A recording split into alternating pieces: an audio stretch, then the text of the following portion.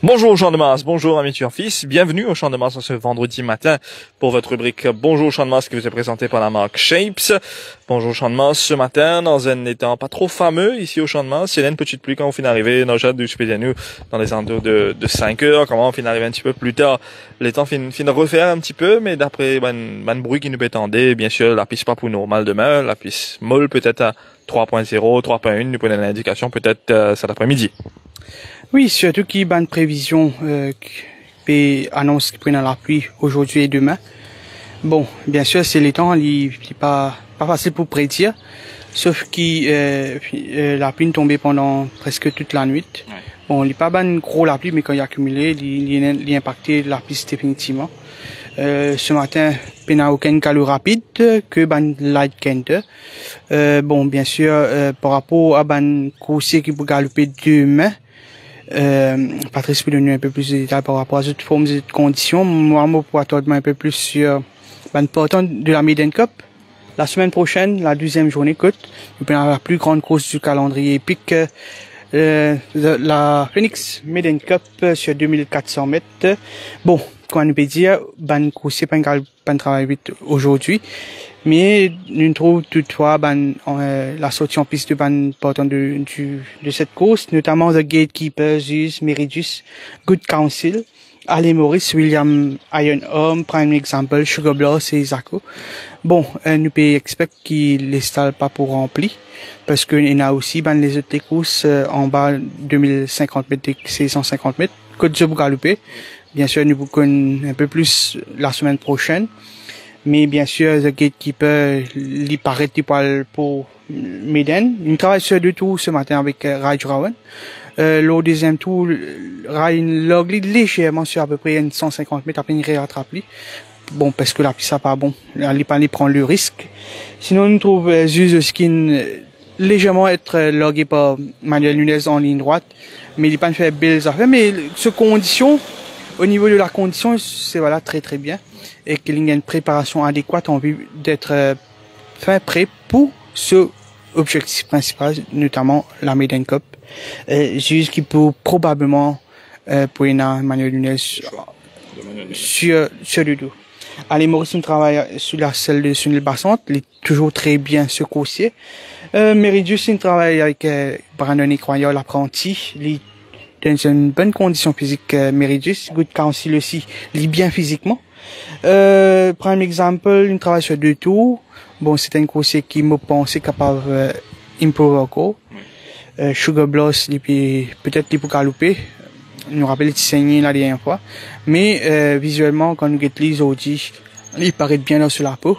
Sugar Bloss, c'est que Zako qui travaille légèrement sur la selle de Cédric Séjon. Bon, bien sûr, nous peut expecter pas beaucoup de portants dans la Maiden Cup, mais la qualité sera là.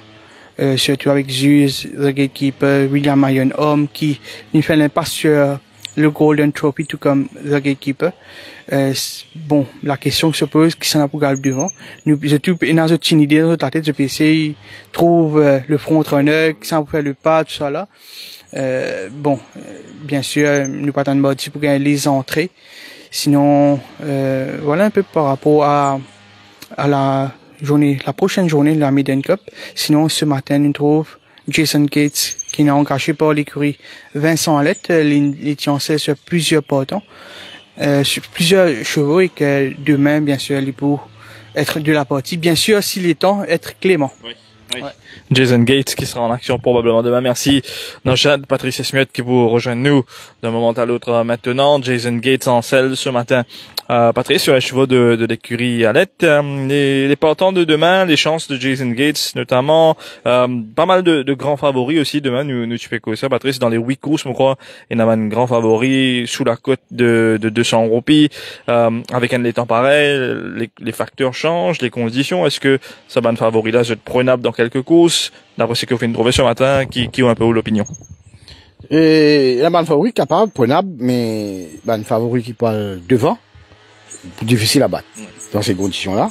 Et à commencer par Avanamoun qui déjà m'a dit, il fait un très très bon galop et qui se entraînait, il donne un petit break, un break au moins un mois minimum, un petit peu plus quelques jours plus qu'un mois, il peut revenir.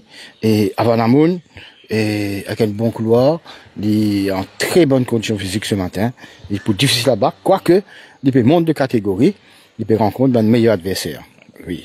Les Sitkis peut revenir après un long repos, et il est bien pour monter par un apprenti.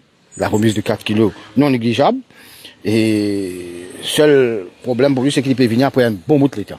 Donc, mais il galope bien fraîche à ce cheval-là. Il faudrait nous mettre ça bien en tête. Et ensuite, de ça les courses là, il faudrait qu'il nous souligne des affaires. Il y en a aussi United Prince qui tire en train de les courses là. Il peut pas galoper, on ne connaît pas quoi, souvent il y a un problème, on pas entendre, il y a un problème. Et il travaille souvent avec les Sitkis. Il y a aussi fini un galop, je ne pas le maîtrise, on préfère mettre les Sitkis. Attention quand même, dans ça les courses là.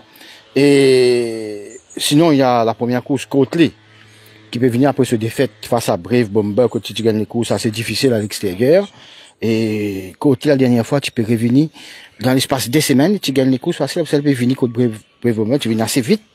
Et tu es un peu en baisse pour moi, hein, en condition physique. Et s'entraîner à pareil, donner un bon petit break, Côtelé, et revenir à ce meilleur niveau. Et il est très difficile à battre cette fois-ci. Et quoique moi, ce full guy, après les courses sur la ZAM, il paraît en meilleure condition aussi. Et dans la deuxième course, nous prenons un joli duel en Catch et Dragon, qui est très bien, mais qui rate ce départ la dernière fois, le boule tout ce sens. Le cheval est en une excellente condition physique. Et s'il prend un départ cette fois-ci, il prend une hard nut to crack, comment dire, et il prend en face à dire colatonique, qui est bien, très bonne condition physique, et qui peut revenir assez vite, parce que tu galopé 10e journée. Donc, il peut venir assez vite. Est-ce que ça n'a pas bougé contre lui? La réponse, demain. Demain, on verra la réponse. Dans la troisième course, il y a un cheval qui me rend bien content. C'est Summer Snow. Summer Snow qui en une superbe condition physique. Summer Snow qui nous montre nous la dernière fois, qui est un cheval qui est dans l'équerre aussi. Parce que quand Future African Scene vient challenge dans une droite finale, il nous réalise quand même. Et Summer Snow, pour moi, il est aussi très difficile à battre demain. Et dans la quatrième, on connaît une course bien difficile dans la quatrième course. Il y en a beaucoup il y a 3 nouveaux chevals là-dedans. Du côté Fan One nouveau cheval. Et, ouais, Warhead, il travaille très bien. Ce cheval-là.